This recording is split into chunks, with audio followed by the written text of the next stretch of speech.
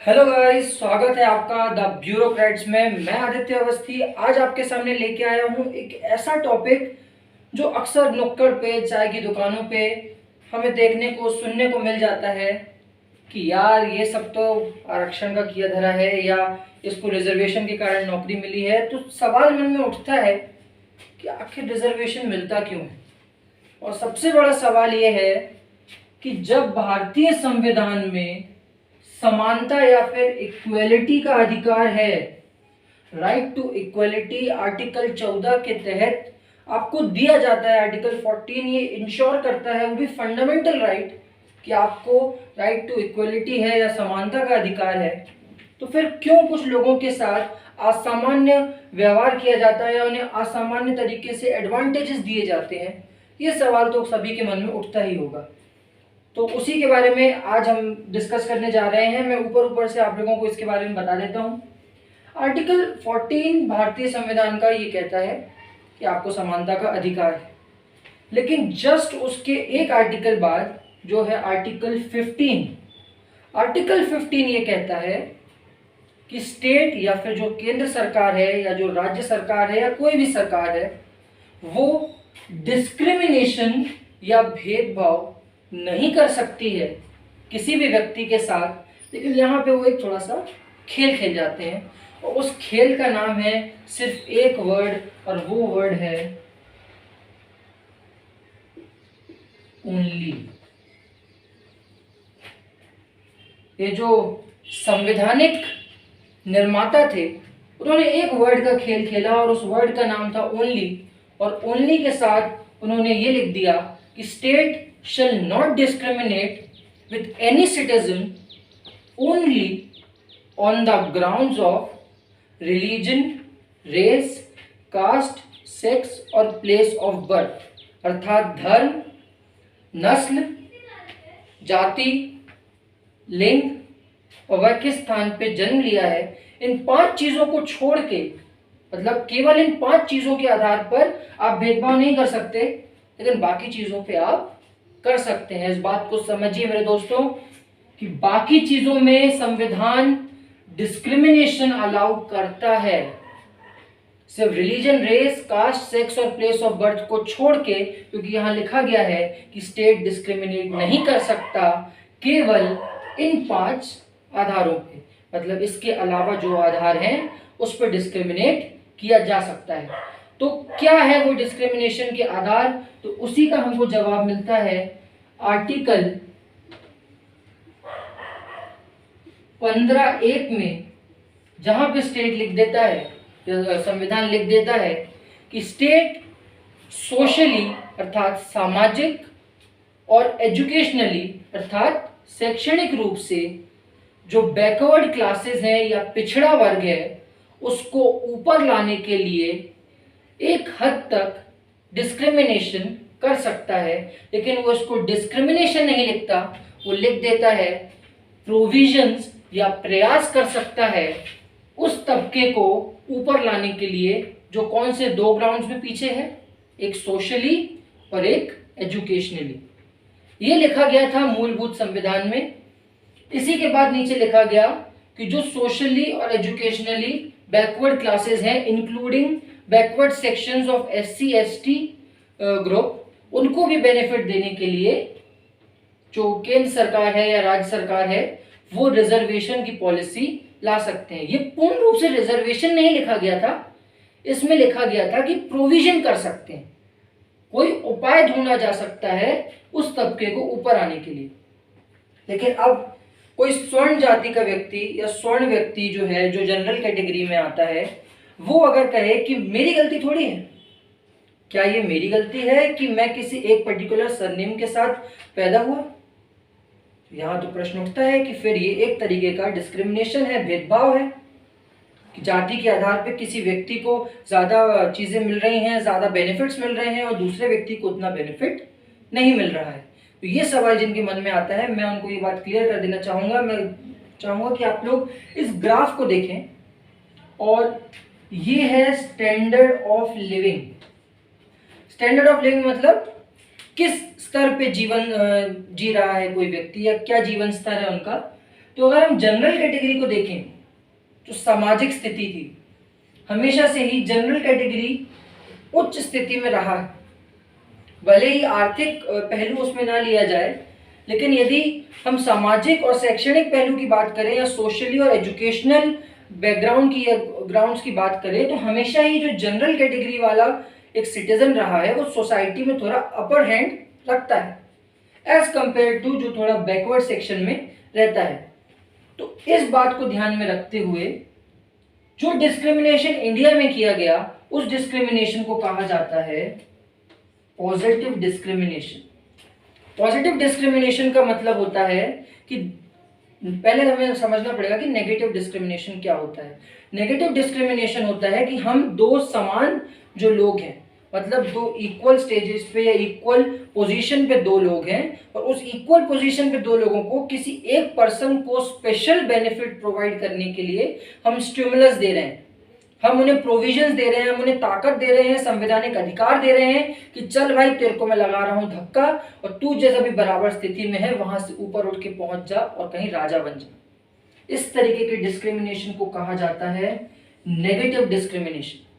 लेकिन इंडिया में positive discrimination है, जिस डिस्क्रिमिनेशन के तहत जो व्यक्ति इस स्थिति में है उसको रिजर्वेशन प्रोवाइड करके, जॉब अपॉर्चुनिटीज में सीट्स प्रोवाइड करके उसको इस लेवल पे लाया जाए ताकि सोसाइटी में जो समाजवाद है या सोशलिस्ट पॉलिसी है कि equal standard of living maintain किया जा सके, जो समानता का सही में अधिकार है वो सबको सही रूप से मिल सके। अगर समानता का अधिकार है तो लेकिन भारत में समानता कभी थी ही नहीं। उत्तर लेटर वैदिक जो पीरियड था तब से ही लेके आज तक अगर हम देखें तो पिछड़े इलाकों में समानता देखने को नहीं मिलती है। तो उस समानता को पहुंचाने के लिए हमें रिजर्वेशन देना पड़ा। इसीलिए रिजर्वेशन को अक्सर एक तरीके का जैक कहा जाता है। जैसे गाड़ी में जैक लगाते हैं तो गाड़ी उठ जाती है, उसी तरीके से ये एक सामाजिक जैक कहा जाता है जो व्यक्ति को ऊपर उठाने के लिए या उसके स्तर को, जीवन स्तर को ऊपर ले जाने के लिए कार्य करता है। तो इसके दो आर्टिकल्स हैं, एक डिस्क्रिमिनेशन कि हम किसी और ग्राउंड्स पे डिस्क्रिमिनेशन कर सकते हैं, केवल इन 5 ग्राउंड्स पे नहीं जो मैंने आपको बताया, रिलीजन, रेस, कास्ट, सेक्स और प्लेस ऑफ बर्थ। ये 5 जो ग्राउंड्स है इनको छोड़ के हम बाकी ग्राउंड्स पे डिस्क्रिमिनेशन कर सकते हैं। तो इसी के तहत जो डिस्क्रिमिनेशन हुआ उसमें एक्स्ट्रा बेनिफिट्स, एजुकेशन इंस्टीट्यूशन में सीट्स का रिजर्व होना, ये सारी चीजें आती हैं आर्टिकल 15 के तहत। लेकिन फिर कहा गया इक्वलिटी ऑफ अपॉर्चुनिटी है, मतलब समान अवसर का अधिकार है। समान अवसर का अधिकार क्या है? अगर मैं फुल्की का ठेला लगाता हूं तो कोई और व्यक्ति मेरे बाजू में लगा सकता है, मेरे पास अधिकार नहीं है कि मैं उसको रोक सकता हूं। यह है समान अवसर का अधिकार। लेकिन क्या आप मुझे बता सकते हैं, आप ये सवाल खुद से कीजिए, क्या भारत में समान अवसर का अधिकार है? आज भी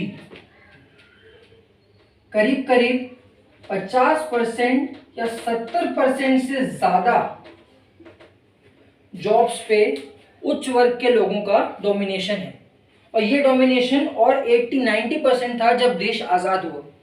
तो इन बातों को ध्यान में रखते हुए ये कहा गया कि अपॉर्चुनिटी प्रोवाइड करने का और अपॉर्चुनिटी को हासिल करने का तो अधिकार सबके पास समान है, लेकिन क्या हर व्यक्ति उसको ग्रास्प कर सकता है, उसको ले सकता है? और ये हमें देखने को मिला आंकड़ों से जो सेंसस में बताया गया।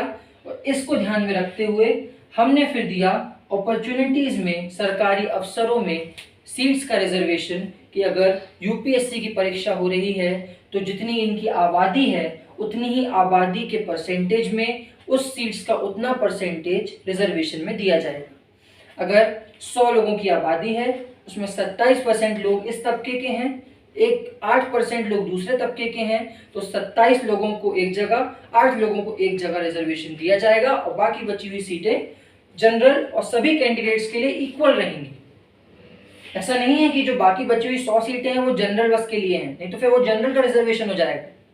जो बाकी बची हुई सीटें हैं, मतलब 100 सीटों में 27 और 8 सीटें निकालने के बाद जो बाकी बची हुई सीटें हैं उसमें भी सबका समान अधिकार है, लेकिन ये उनके पॉपुलेशन के परसेंटेज के हिसाब से कुछ सीटें हम उन्हीं के लिए पर्टिकुलरली रिजर्व कर देते हैं। और इसी तरीके से 2 तरीके का रिजर्वेशन भारत में आर्टिकल 15 और आर्टिकल 16 के तहत प्रोविजन प्रोवाइड करने का वैधता या वैलिडिटी देती है कि आर्टिकल 15 और 16 रिजर्वेशन को वैलिडिटी प्रोवाइड करते हैं।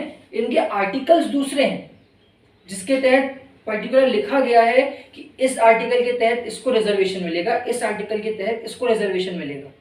लेकिन प्रोविजंस कहाँ से जनरेट होते हैं वो है आर्टिकल 15 और आर्टिकल 16। अब देखने की बात यह है कि रिसेंटली जो भारतीय सरकार है, जो केंद्र सरकार है, उन्होंने 2019 में, मेरे को जहाँ तक ध्यान में आ रहा है, उन्होंने 10% आरक्षण की घोषणा करी थी स्वर्ण वर्ग के लिए, और उसमें उन्होंने आधार बनाया था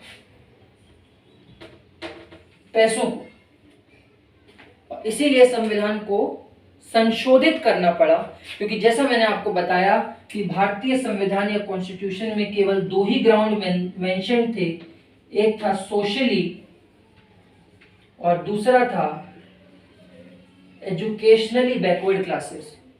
तो ये जो तीसरा आर्थिक रूप से पिछड़ा वर्ग था, ये इस तबके को रिजर्वेशन में जोड़ने के लिए एक नया प्रोविजन लाया गया, जिसके तहत डाला गया कि अब इकोनॉमिकली बैकवर्ड सेक्शन को भी 10% आरक्षण दिया जाएगा, और इसी 10% आरक्षण को हम कहते हैं EWS या इकोनॉमिकली वीकर सेक्शन का आरक्षण। अब इसके साथ बहुत सारे टॉपिक्स हैं कि क्रीमी लेयर क्या होती है, ये मंडलाइजेशन क्या है। आप लोगों ने सुना होगा मंडल कमीशन, बहुत ही फेमस कमीशन है रिजर्वेशन से जुड़े बातों पे। ओबीसी के लिए ओबीसी कमीशन भी कहा जाता है। क्यों ओबीसी का कमीशन लाया गया, क्यों मंडल कमीशन की जरूरत पड़ी, आखिर इसे इतना क्या प्रभाव पड़ा कि इस मंडल कमीशन को मंडलीकरण का नाम दे दिया गया। कुछ तो ऐसा हुआ होगा कि जो मंडल कमीशन बनी उसको एक तरीके का विचार बना दिया, मंडलाइजेशन हो गया। वो क्या हुआ ऐसा, किस हद तक रिजर्वेशन सही है, किस हद तक रिजर्वेशन गलत है, क्या पॉजिटिव्स हैं, क्या नेगेटिव्स हैं, इन बातों को कैसे लिखना चाहिए, किसी के सामने कैसे प्रेजेंट करना चाहिए। अगर ये सब बातें आप जानना चाहते हैं तो ज्वाइन कीजिए हमारा पेड चैनल आपको मिल जाएगा टीचमेंट ऐप पे। तो डाउनलोड कीजिए टीचमेंट ऐप पे आप फॉलो कर सकते हैं मेरी क्लासेस को। आदित्य अवस्थी के नाम से क्लासेस हैं, और वहां पे लाइव क्लासेस में with all the doubt sessions हम पॉलिटी के सेशंस लेंगे, जहां पे ये सभी बातों को विद क्वेश्चन एंड आंसर्स, कैसे सवाल पूछे जाते हैं कि इंटरव्यू में यदि आप रिजर्वेशन का फायदा लेके पहुंचे हैं तो आप क्या सोचते हैं, और अगर आप फायदा लेके नहीं पहुंचे हैं तो आप क्या सोचते हैं। इस तरीके के सवालों में फंसाया जाता है। आप मॉक इंटरव्यूज देखेंगे, आपको मिलेंगे, तो उन सवालों का जवाब कैसे देना है। अगर आंसर भी पूछा जाता है तो क्या 5 पॉजिटिव्स, क्या 5 नेगेटिव्स लिखेंगे, कंक्लूड कैसे करेंगे चीज़ों को, क्यों रिजर्वेशन केवल 20 साल के लिए आया था लेकिन उस रिजर्वेशन को 75 साल तक खींचा जा रहा है, क्या इश्यूज हैं, बहुत सारी चीज़ें हैं जानने के लिए। और अगर ये चीज़ें जाननी है तो वीडियो को कीजिए लाइक, वीडियो और चैनल को कीजिए सब्सक्राइब, इस वीडियो को कीजिए शेयर और डाउनलोड कीजिए टीचमेंट ऐप। और जानने के लिए जुड़े रहिए मेरी क्लासेस के साथ। Aditya Awasthi the bureaucrats. बहुत बहुत धन्यवाद। जय हिंद, जय भारत।